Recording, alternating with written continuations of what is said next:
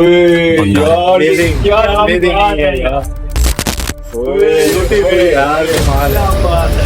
क्या शॉट लिया। लक्षद्वीप के जो अंदर से उतने ही खूबसूरत है। एक बीच पे इस तरह की समंदर के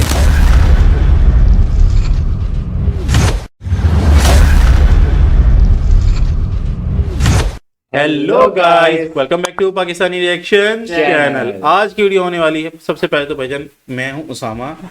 नाम बता दो ना। मैं हूं शाबाश। इब्तिसाम। अच्छा हम आपके होस्ट। अच्छा, आज की वीडियो होने वाली है most beautiful island of India. इतने ज्यादा कमेंट्स है ना पिछली कोई 4-5 वीडियो के ऊपर कि लक्षद्वीप आइलैंड के ऊपर वीडियो लेकर आए भाई। अब मसला ये था कि 29 मिनट की वीडियो है, को 5-10 मिनट का रिएक्शन होता है। हाँ। 40 मिनट की वीडियो ऑडियंस आप लोग देखेंगे। हमें कोई कंफर्मेशन नहीं है इस चीज की। एक्टिंग कर भाई डिमांड कर रही है ना। डिमांड के ऊपर हम वीडियो लेकर आ रहे हैं। अब वीडियो का वॉच टाइम बताएगा, पता लगे आप लोग ना वीडियो देखें कम 7 मिनट देख के तो मैं तो कहता हूं यूट्यूब देखता ही ऐसे है ना कि भाई 40 मिनट की वीडियो है, पहले 10 मिनट देखी आगे नहीं देखी, चलो ये वीडियो फजूल है, इसको पीछे कर दो। तो अब आज की वीडियो हम सिर्फ आपके रिकमेंडेशन के ऊपर लेकर आए हैं। आपका रिस्पॉन्स देखेंगे। क्रिएटर के लेके आए वो भी बता दें। हम लेकर आए कनिष्क गुप्ता जी की। अब इसकी अगर वीडियो नहीं देखेंगे तो फिर किसकी देखेंगे। स्टार्ट करते हैं आज की वीडियो। इंडिया एक खूबसूरत देश जिसे हम बहुत अच्छे से जानते हैं। क्या सच में? क्योंकि इतने बड़े हमारे देश में एक इतनी खूबसूरत जगह है मैं एक चीज रोकना चाहूँ, क्योंकि मैं इसकी वीडियो को आगे बीच में बहुत कम रोकूंगा। वजह यह है कि इन भाई की आवाज इतनी प्यारी, इतने प्यारे तरीके से, सरल तरीके से वो बताते हैं कि ना दिल नहीं करता बीच में कोई कमेंट पास करने का। तो वीडियो हम स्टार्ट करेंगे, बोलेंगे जरा इस वीडियो में कम। इसका शायद आपने नाम सुना हो, पर ज्यादातर लोग इस बात से भी बेखबर हैं कि ये नक्शे में आती किधर है। खैर, ये आपकी गलती नहीं है, क्योंकि इंडिया के मैप में अगर आप बस एक डॉट भी लगाएंगे तो वो डॉट भी इस जगह से 100 गुना बड़ा होगा। जी हाँ, इतनी छोटी है ये जगह, वो भी मीलों दूर फैली अरेबियन सी के बीचों बीच। और समंदर भी ऐसा नीला जिसे खुद देखकर भी यकीन ना हो। इंडिया के सबसे खूबसूरत आइलैंड से मिलकर बनी ये जगह है लक्षद्वीप। यार कमाल है, क्या शॉट लिया। लक्षद्वीप जो सिर्फ 1 या 2 नहीं बल्कि 36 आइलैंड से मिलकर बनी है। पर ये सारे आइलैंड्स इतने छोटे हैं कि अकेले दिल्ली में ऐसे 1000 से भी ज्यादा आइलैंड्स आ सकते हैं। इसीलिए ये इंडिया की सबसे छोटी यूनियन टेरिटरी है। लेकिन यहाँ के इन 36 आइलैंड में से सिर्फ 10 आइलैंड्स ऐसे हैं जो इनहैबिटेड हैं, यानी जिन पर लोग रहते हैं। बाकी सारे आइलैंड्स अनछुए हैं, बिना कोई आबादी के। लेकिन मैं यहाँ हर तरह के कई खूबसूरत आइलैंड्स पर जाने वाला हूँ। पर क्योंकि ये समंदर के बीचों बीच है, इसलिए यहाँ आने के सिर्फ 2 ही रास्ते हैं। या तो कई घंटों लंबा केरला से शिप का सफर, या फिर सबसे आसान फ्लाइट से इसके एकलौते एयरपोर्ट तक, जिससे मैं भी इस हसीन दुनिया में उतरा, यहाँ के इस खूबसूरत आइलैंड पर जिसका नाम है अगाती।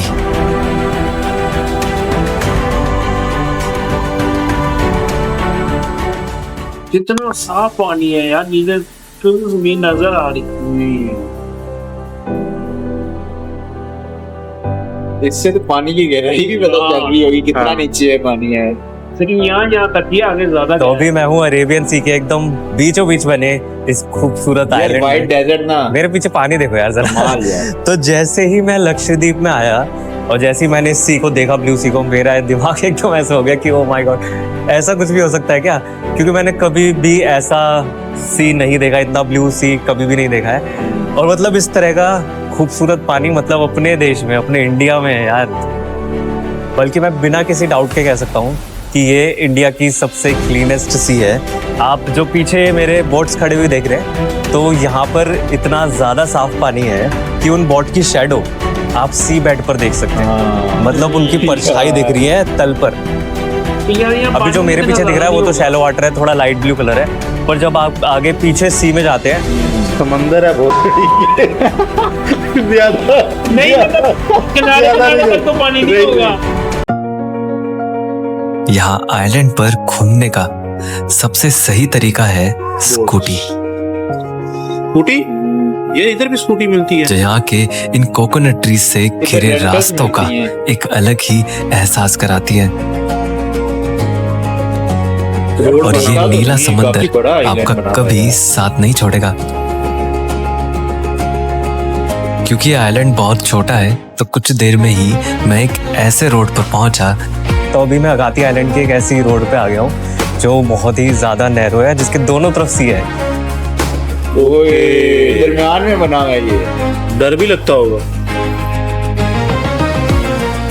अमेजिंग। और एक ही जगह खड़े होकर आप सनसेट और सनराइज दोनों देख सकते हैं, मतलब क्योंकि ये आइलैंड का ईस्ट और वेस्ट वाला हिस्सा है। इधर भी मेरे सी है और उधर भी मेरे सी है। डेस्टिनेशन वेडिंग के लिए बेस्ट प्लेस है। क्या खूबसूरत रोड है यार, ये बहुत मजा आ गया। और बीच में मतलब रोड के दोनों तरफ कोकोनट ट्रीज भी लगे हुए हैं, बहुत ही खूबसूरत है यार, बहुत ही सही, सबसे अच्छी रोड है यार ये वाली। और बस कुछ देर में ही मैं इस आइलैंड के एंड पर ही पहुंच गया। तो अभी चलते चलते मैं इस आइलैंड के एक दूसरे छोर पर आ गया हूँ, नॉर्थ एंड पर। और यहाँ पर एक बहुत ही खूबसूरत सी बीच है, लगून बीच। तो जैसे आइलैंड खत्म होता है तो वैसे ही रॉक्स है ना जो इससे फॉर्म करा है जिसने इस आइलैंड को, वो भी बहुत सडनली खत्म होती है। तो आपको यहाँ पर बहुत बड़ी बड़ी लहरें उठती हुई दिखेंगी, क्योंकि जैसे समुद्र इतना गहरा और वो चलते हुए आ रहे हैं, उनकी वेव चलती हुई आ रही है, तो वो जैसे ही उन पत्थरों से टकरा रही है तो एक बहुत ऊंची ऊंची सी यहाँ पर वेव्स क्रिएट हो रही है। बहुत ही ज़्यादा पावर है उनके अंदर। मतलब पुल्स जिसे कहते हैं समुद्र। तो लक्षद्वीप का ये जो पूरा लैंडस्केप है, जो पूरा आइलैंड है, ये बना है कोरल से। तो कोरल क्या होता है, खैर मुझे भी आने से पहले नहीं पता था कि कोरल क्या है, रीफ क्या है, या फिर लगून किसे कहते हैं। तो ऐसे ही मैं भी पूरा ओशियन गवार था, पर मैं आपको अच्छे से समझा के, दिखा के और महसूस करा के जाऊंगा कि ये सब क्या होता है। ओके। असल में कोरल्स सी के अंदर रहने वाले लिविंग ऑर्गेनिज्म होते हैं जो कुछ ऐसे दिखते हैं, अलग अलग शेप और कलर के। पर ये सभी कोरल्स हैं जिनके अंदर कई मछलियां भी रहती हैं, मान लो जैसे समंदर के अंदर की कॉलोनीज। पर जब ये कोरल्स बढ़कर बहुत बड़े ग्रुप में फैल जाते हैं तो उन्हें कोरल रीफ कहा जाता है। इन रीफ्स में कुछ कोरल्स जिंदा और कुछ उनके हार्ड डेड स्केलेटन से बने होते हैं। लेकिन जब ये रीफ इतनी बड़ी हो जाती है कि समंदर के पानी को ही बांट दे एक शैलो या कम गहरे पानी में, तो उस शैलो पानी को लगून कहते हैं, जो अक्सर टर्कोइस कलर का दिखता है। इसीलिए इन बीचेस को लगून बीच भी कहा जाता है। ऐसे ही लगून आपको इस अगाती आइलैंड के चारों ओर दिखेंगे, जिनको ये रिंग जैसे दिखने वाली कोरल रीफ ने बनाया है। और ऐसे रिंग से घिरे आइलैंड्स कोरल अटोल कहे जाते हैं, जो कि इंडिया में सिर्फ लक्षद्वीप में है, जो यहाँ के बहुत ही अनोखे और रिच इकोसिस्टम का सबूत है। तो फिर चलो क्यों ना इस नीले समंदर के अंदर की ये दुनिया देखी जाए। अब क्योंकि यहाँ का पानी बहुत साफ है तो अंदर देखने के लिए बस आपको ऊपर से झांकने की जरूरत है। और वो कैसे होगा? इस ग्लास बोर्ड से। वाह यार। तो लक्षद्वीप के जो सी के नीचे जो भी कोरल लाइफ है वो अभी सिर्फ बोट पे बैठे बैठे दिख सकती है। पूरी बोट के नीचे बेस पे एक बहुत बड़ा ग्लास बना हुआ है और उसकी वजह से भी नीचे की पूरी जो भी पानी के नीचे कोरल लाइफ है वो सारी क्लियरली विजिबल है। कुछ इतना करीब से ये रंग बिरंगे जिंदगी से भरे कोरल्स नजर आते हैं और इनके बीच तैरती ये बेफिक्र मछलियां भी। पर मुझे कोरल्स के दिखने की तो उम्मीद थी, लेकिन जिसकी बिल्कुल भी नहीं थी वो था ये टर्टल। पर फिर मैंने देखा उसे इतना करीब से। ये ऊपर आया हुआ है। बहुत अमेजिंग है। कोरल लाइफ देखते हुए मैं कुछ देर में ही अगाती के साथ बसे इस छोटे ये मगर भाई तो बाहर एक बैठ बहुत गया ही यार। सुंदर आइलैंड इंडिया वाले पर बस घूमने पहुंचा। के लिए कितनी जबरदस्त जगह है। हार्ट शेप बनी हुई है। ये है कल्पिती आइलैंड, जो एक हर्ट जैसी शेप का एक छोटा सा आइलैंड है। ये 1 किलोमीटर से भी छोटा है और अनइनहेबिटेड है, मतलब यहाँ पर कोई भी नहीं रहता। ओके। फिर भी मैं जंगलों से होते हुए इसकी बीच के पास जाने लगा, क्योंकि अब होने वाला था सनसेट, जो यहाँ से बड़ा खूबसूरत दिखता है।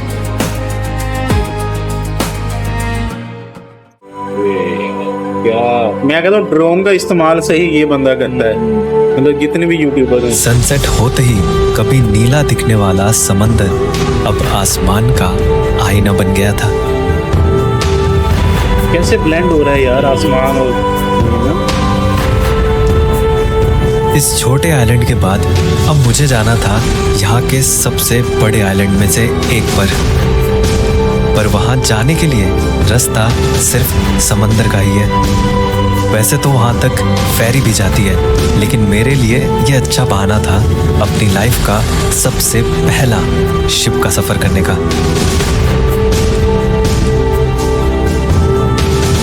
इस पे जाएंगे।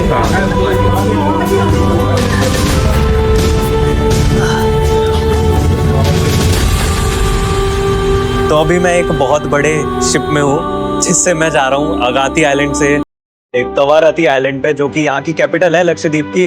तो वो अगाती से बहुत ज्यादा दूर है, तो उसके लिए आप नॉर्मली बोट वगैरह से नहीं जा सकते, या तो स्पीड वेसल होती है या फिर इतना बड़ा एक शिप होता है। और मैंने सोचा कि मेरा शिप से जाया जाए, क्योंकि ज्यादातर लोकल्स जो है वो इस शिप से ही ट्रैवल करते हैं। तो अगर मैं कह रहा हूँ कि ये शिप बड़ा है, तो एक्चुअल में ये कितना ज्यादा बड़ा है अगर मैं आपको बताऊँ तो ये कम से कम इसमें 700 पैसेंजर्स आते हैं।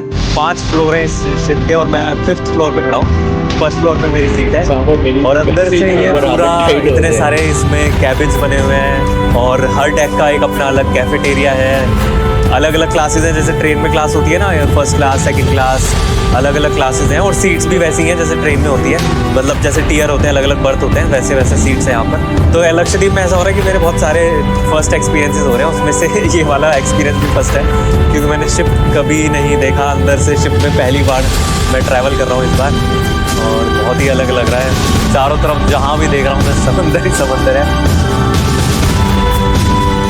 डेक पर खड़े होकर समंदर के नज़ारे देखते देखते, कैफेटेरिया की चाय और लोगों से बात करते करते ये 3 घंटे कब निकल गए पता ही नहीं चला।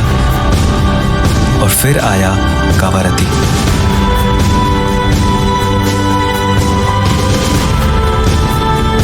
ये भी बहुत प्यारा बना हुआ है यार।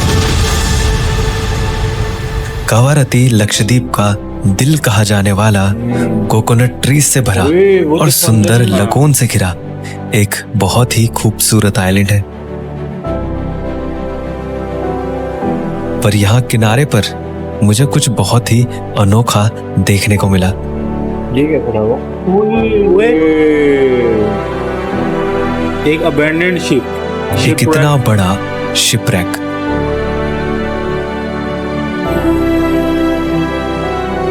मतलब एक किनारे पर फंसा हुआ शिप जो इतने साल पुराना है, वो भी इतना खूबसूरत लग सकता है क्या? मतलब जब चारों तरफ की सीनरी के साथ, इस खूबसूरत नज़ारे के साथ इसे देख रहे हैं, तो ऐसा लग रहा है जैसे कोई मूवी के सेट पर खड़े हैं। इतना खूबसूरत नज़ारा बना रहे हैं। 2010 में एक कोरल रीफ से टकराकर ये हजारों टन का शिप यहाँ फंस गया था, और जब इतना बड़ा शिप ऐसे फंस जाता है फिर उसे निकालना इम्पॉसिबल होता है, और फिर वो ऐसे शिपरैक में बदल जाता है।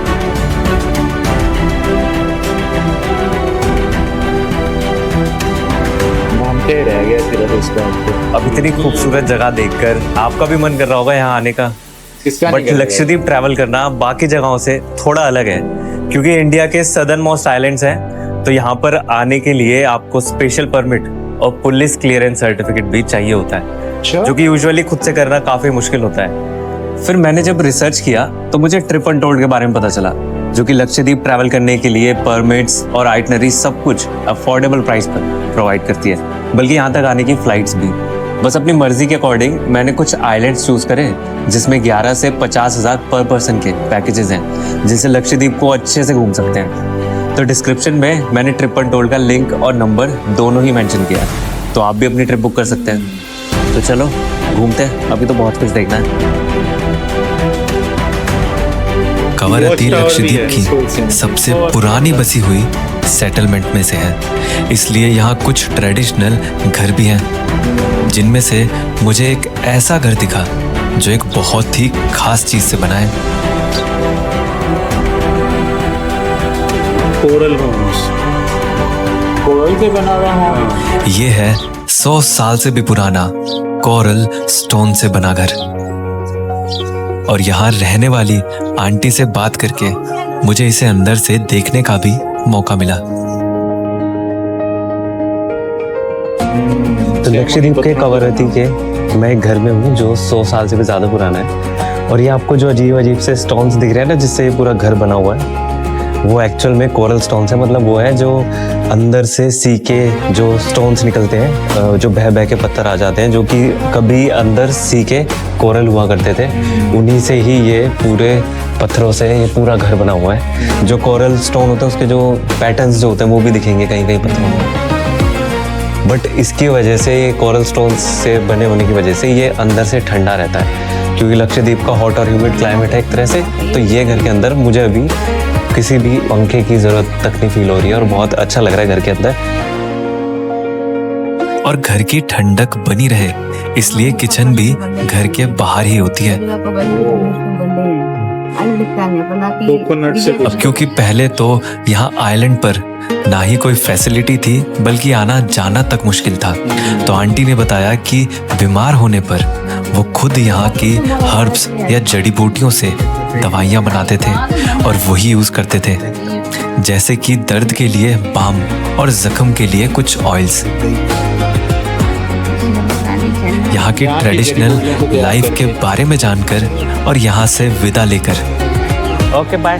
मैं चला अब कुछ एडवेंचरस करने के लिए।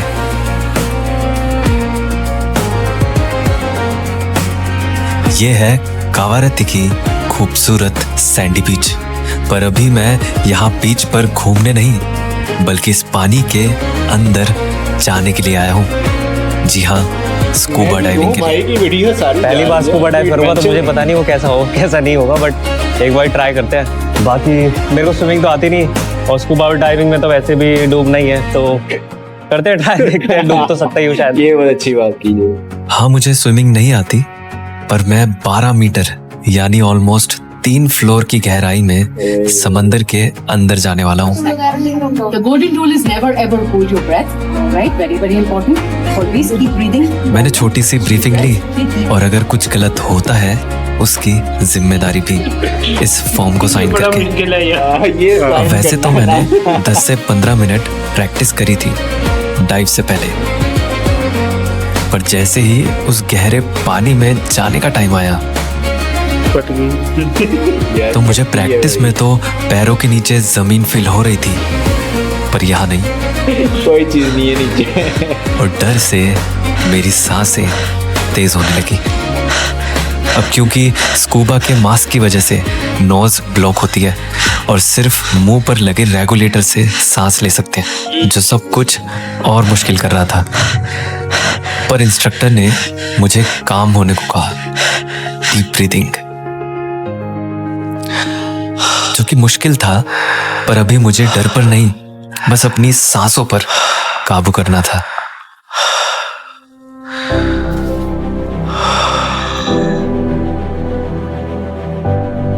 और काबू होते ही अब सब अपने आप होने लगा।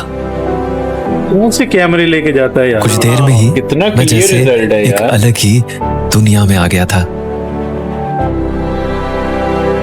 नहीं जहां मैं ना डूब रहा था ना तैर रहा था।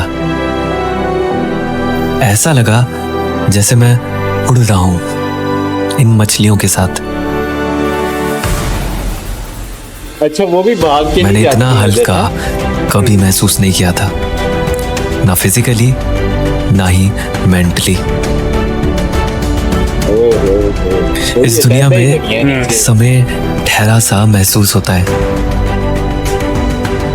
पर समय ठहरा नहीं था, बल्कि पानी के अंदर के ये 20 मिनट खत्म हो गए थे, और मेरा डर भी। मैंने बाहर आते ही कहा ये सबको करना चाहिए। मेरा स्कूबा का एक्सपीरियंस कुछ ऐसा रहा कि मैं अगले ही दिन एक बार फिर से स्कूबा करने आ गया, और वो भी उतनी ही एक्साइटमेंट के साथ। अब समंदर की इस दुनिया से मैं अच्छे से रूबरू हो चुका था, अब तो भाई भी पर अभी मुझे लक्षद्वीप के सबसे खूबसूरत आइलैंड पर जाना था। ऐसा भी कह सकते हैं कि लक्षद्वीप का सबसे लग्जूरियस आइलैंड। और ऐसा क्यों, वो आपको जल्दी पता चलेगा। ये बहुत ही मजे। फिर इस स्पीड बोट से मैं निकल गया उस आइलैंड के लिए, जो कि अगाती से बस 30 मिनट दूर है। और आइलैंड पर पहुंचते ही कुछ ऐसा वेलकम हुआ। तो स्वागत है आपका इस खूबसूरत आइलैंड में, जिसका नाम है यार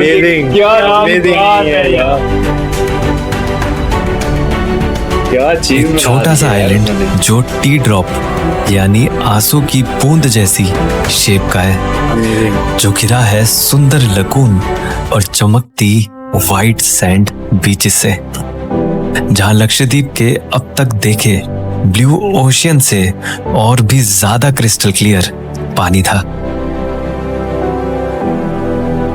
मतलब इन बीचेस पे एकदम से वॉक करते करते आपको रियलिटी से हिट होती है कि यार सच में क्या इतनी खूबसूरत जगह में मैं चल रहा हो गया एक्चुअल में।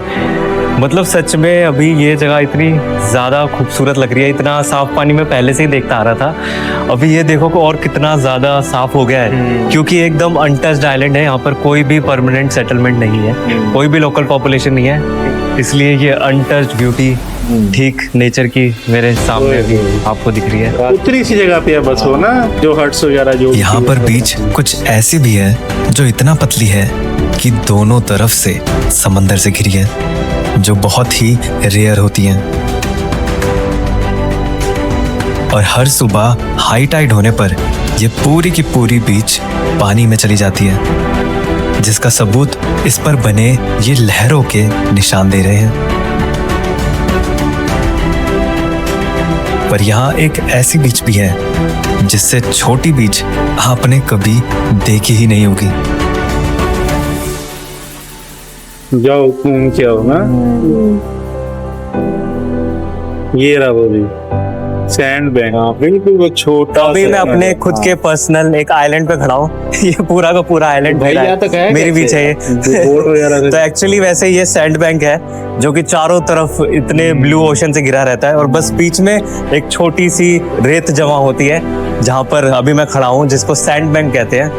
लो टाइड में ये पूरा का पूरा बहुत बड़ा एक बीच की तरह बाहर आ जाता है, और हाई टाइड में ये पूरा का पूरा डूब जाता है। तो एकदम इससे परफेक्ट टाइम चाहिए होता है इस तरह का सैंड बैंक देखने के लिए, जो कि लगे आपको कि आपका पर्सनल आइलैंड है, एक पर्सनल बीच है। खैर आप सोच रहे हो कि मैं यहाँ पहुँचा कैसे हूँ? ना मैं तैर के आया हूँ ना मैं चल के आया हूँ, मुझे यहाँ पर बोट ने ड्रॉप किया है, और ये रखी है लाइफ जैकेट। उन्होंने मुझे लाइफ जैकेट भी दी है, क्योंकि मैं समंदर के बीचों बीच हूँ और कभी भी वेव्स इतनी तेज हो सकती हैं कि ये इसको पूरा का पूरा डुबा दे। मतलब क्यों फॉरेन में जाने की जरूरत है यार, ये सब कुछ अपने इंडिया में है। क्या करना है बाहर जाके, इतनी अच्छी सी चीजें हैं। मॉरिशस और ये वो उनसे तो 10 गुना अच्छा लग रहा है। बंगारम लक्षद्वीप का सबसे लग्जूरियस आइलैंड क्यों है, अब मैं आपको वो भी दिखाता हूँ। बॉनफायर, यहाँ कोई लोकल पॉपुलेशन तो है नहीं, सिर्फ एक रिजॉर्ट है जो कुछ ऐसा दिखता है। हर किसी का पर्सनल है ना।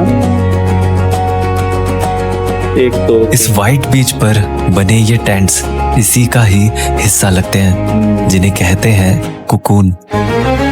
तो ये बंदर से दिखाए ना, इंटेंट्स को एक बटरफ्लाई के कोकोन की तरह बनाया गया है, जो अंदर से भी उतनी ही खूबसूरत है। यार एक बीच पे इस तरह की लग रही है यार, एसी लगा है, चिल्लर चेक करें। इस खूबसूरत आइलैंड पर अब ढलने लगा था दिन, पर यहाँ रात की भी एक अलग खूबसूरती है जिससे मैं बिल्कुल अनजान था। तो मैं यहाँ बंगारम में बीच पर आया था और मैंने सुना था कि बायोल्यूमिनेंस दिखता है यहाँ पे, वो जो ग्लिटर करने वाले थोड़े ब्लू कलर की लाइट्स होती हैं। लिटरली दिख रहा है यार, मेरे को तो पता था, मुझे लग रहा था बस ऐसे सुना है, रियल नहीं होगा। तो ऐसे थोड़े थोड़े एक करके दिख रहे हैं मुझे, जुगनू नहीं होते जैसे जैसे जुगनू होते हैं ना, उस तरह से ये थोड़े थोड़े डॉट डॉट्स आपको दिखेंगे ब्लू के। आप चाहो तो उन्हें ऐसे हाथ में उठा सकते हो, जैसे जैसे वेव आती है वेव के साथ साथ ऐसे चल चल के आ रहे हैं। उनको रिकॉर्ड करना बहुत ज़्यादा मुश्किल है, इसलिए कुछ फोटोज़ लिए मैंने, और वीडियो बनाना तो बहुत ही ज़्यादा मुश्किल है, और बहुत ही ज़्यादा खूबसूरत लग रहा है यार। वो गायब हो जाते हैं ना, तो पता नहीं रेत में शायद चले जाते हैं। अगली सुबह मैं बंगारम के पास बसे एक ऐसे आइलैंड पर गया जिस पर कोई नहीं रहता सिवाय एक फैमिली के।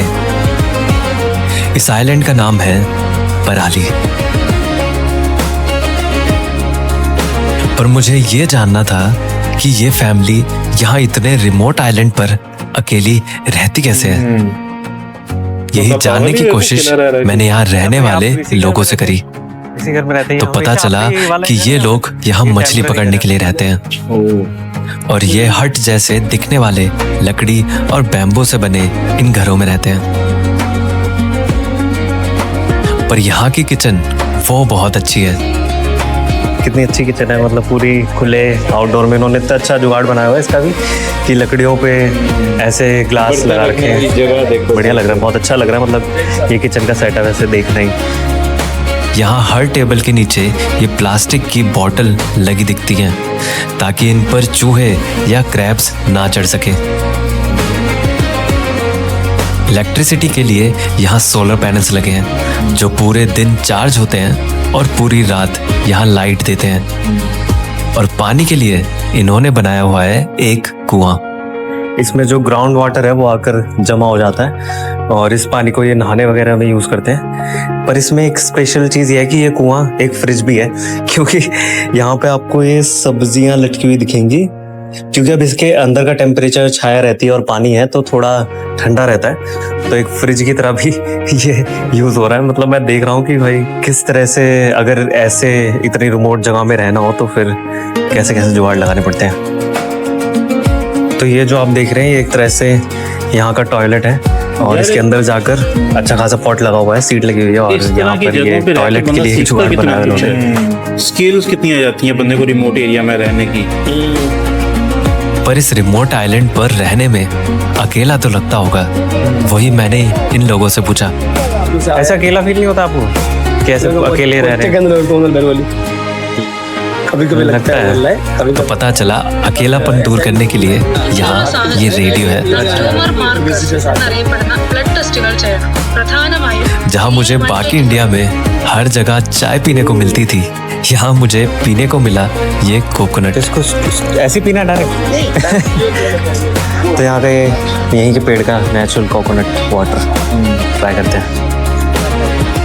बढ़िया यार, कोकोनट ट्री के नीचे कोकोनट पीने का एक अलग ही मजा है। बाय। लक्षद्वीप में मैंने हर दिन कुछ अलग देखा, सीखा और महसूस किया। चाहे पहली बार ये इतना नीला समंदर देखा हो या फिर इसको पार करने के लिए ये इतना बड़ा शिप किया हो, इस समंदर की गहराइयों को जाना हो या फिर इससे घिरी यहाँ रहने वालों की जिंदगी को। इस सफर में इतना सब देखकर मुझे ऐसा लगा जैसे एक ही जिंदगी में मैंने कई जिंदगियां जी ली हो। क्या खूबसूरत रोड है यार ये। काश रोज की जिंदगी में भी हम कुछ ऐसे ही नई जिंदगियां जी पाते। पर शायद रोज नई जिंदगियां जीने के लिए हमें नई नई जगहों की जरूरत है, या फिर रोज उसी जिंदगी को जीने के नए नए तरीकों की। अच्छा, ओवरऑल ये थी आज की वीडियो। बहुत सारे लोग क्या करते हैं कि ना 30 मिनट की वीडियो होती है, उसमें से काम के क्लिप्स निकाल के उनको मर्ज करके ना एडिट करके उसके ऊपर रिएक्शन देते हैं। हमने जब हमें कमेंट्स आते हैं ना, तो हम इस चीज का बहुत ख्याल करते हैं कि एक अनकट सी सिचुएशन हो कि अगर 30 मिनट की वीडियो है ना, तो कोई ज्यादा से ज्यादा प्रमोशन उसमें जो अगर आ रही है वो कट जाए, या फिर लेकिन हम जो कोशिश करते हैं वो भी ना कटे, या फिर एंड में जो शाउट आउट वगैरह थोड़ा बहुत मतलब वीडियो एंड हो जाती है वो हो। तो आपकी रिकमेंडेशन के ऊपर ये वीडियो लेकर आए थे। शबान भाई, आप बताओ आपको वीडियो कैसी लगी? यार वीडियो तो नो डाउट बहुत अच्छी थी, लेकिन मुझे एक चीज नहीं समझ आ रही कि ये जो आइलैंड पे वो हर्ट्स टाइप बने हुए थे, इनकी प्राइजेस वगैरह शेयर नहीं की भाई ने। ये इधर जो पाकिस्तान में इस तरह यार ये बेसिकली प्राइस इसलिए नहीं शेयर की होंगी कि ये ना प्राइस एक तो चेंज होती है, दूसरा ये वो है स्पॉन्सर्ड काइंड ऑफ वीडियो होगी जो कि भाई को उन्होंने बुलाया था। और मुझे जो एक चीज थोड़ी कंफ्यूज कर रही थी कि इतना बड़ा शिप यार्ड है, 2010 में आया था और यहाँ पे फंस गया और तबाह हो गया, खत्म हो गया। तो 15 साल ये कैसे, मतलब अब टेक्नोलॉजी 15 सालों में तो बिल्कुल ही ना उसका नक्शा ही बदल गया भाई। हाँ। अब क्या कोई ऐसी टेक्नोलॉजी नहीं होगी कि मतलब जो इस तरह जहाज फंस जाते हैं वो निकल जाते हो? मतलब ये एक बड़ा पॉइंट है। दूसरा जितने इसमें मतलब 30 आइलैंड्स बताए थे, जिसमें से 10 हैबिटेबल थे जहाँ पे लोग रह सकते थे, और कुछ तो ऐसे जहाँ पे लोग रहते नहीं थे, जहाँ पे रिजॉर्ट था।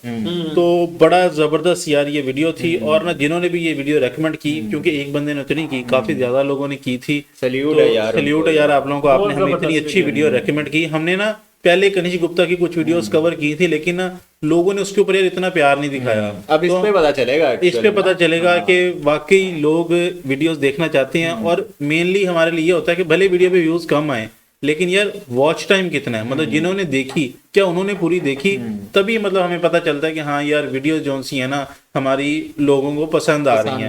और रिव्यू की जहां तक बात की जाए, यार इतनी प्यारी लोकेशन मैंने मतलब YouTube के ऊपर भी कभी नहीं देखी। और बंदा फिजिकली तो अलग बात है ना, YouTube के ऊपर भी नहीं देखी। ड्रोन शॉट लेता है, ये तो लाजवाब है ना यार। ये चीज समझ नहीं आती कि इतनी अच्छी अच्छी और प्यारी प्यारी लोकेशंस इंडिया में है, पता नहीं लोग फिर क्यों यहाँ से इंडिया से आउट ऑफ कंट्री जाते हैं ये चीजें देखने। मुझे एक और चीज ये लगता था कि सिर्फ मुझे स्विमिंग नहीं आती, पर मुझे पता लगा बड़े और भी अच्छे अच्छे लोग हैं, लेकिन जोड़ी जिनको नहीं आती। गणेश गुप्ता भाई ने तो चलो वो कर ली, हिम्मत कर ली, हमसे नहीं हो पाएगा। लेकिन ट्रेनिंग है ना यार उसकी। बाकी बड़ी जबरदस्त वीडियो थी यार, मतलब ना मेस्मराइजिंग।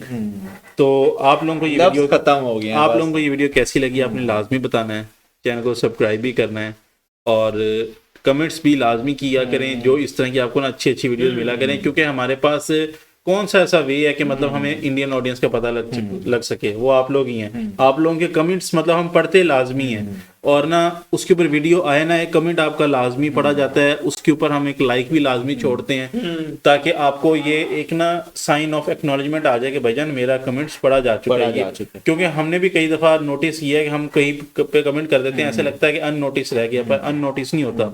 हम उसको कंप्लीट रीड आउट करते हैं, उसको अपनी मतलब अगर वो इस काबिल हो के मतलब हम उसको ना रिएक्शन बना सकें, मतलब कई नोट डाउन कर लेते हैं। मतलब बहुत सारे लोग हैं वो ना अजीब सी कुछ रिक्वेस्ट भी कर देते हैं, जिसके ऊपर ना हमारे लिए बहुत मुश्किल हो जाता है, क्योंकि मेजॉरिटी ऑडियंस उस चीज को नहीं देखना चाहती। कुछ ये भी कह देते हैं ना इस पर रिएक्शन करो, इस पर रिएक्शन एलवी यादव का ना एटीट्यूड लेकर आए, मतलब एलवी यादव का एटीट्यूड कंटेंट हमारी ऑडियंस मेच्योर ऑडियंस है, हमें इस चीज का खुद आइडिया, तो हम उस टाइप की चीजें नहीं लेके आते। बाकी आप लोग से हम मिलते हैं नेक्स्ट वीडियो में, क्योंकि शब्द मेरे पास बिल्कुल खत्म हो चुके हैं। मिलते हैं आपसे नेक्स्ट वीडियो में, तब तक के लिए टेक केयर।